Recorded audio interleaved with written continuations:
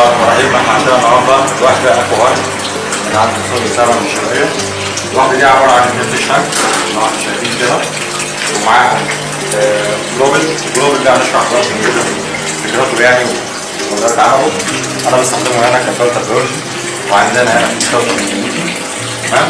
ودي الواحده بسيطه جدا ما فيهاش تركيعه ولا حاجه، ويقدر اي حد ان هو يستخدمها عنده في اي مساحه يعني كان. دي المساحه دي كلها على بعضيها حوالي 5 متر مربع، مش محتاجه دي.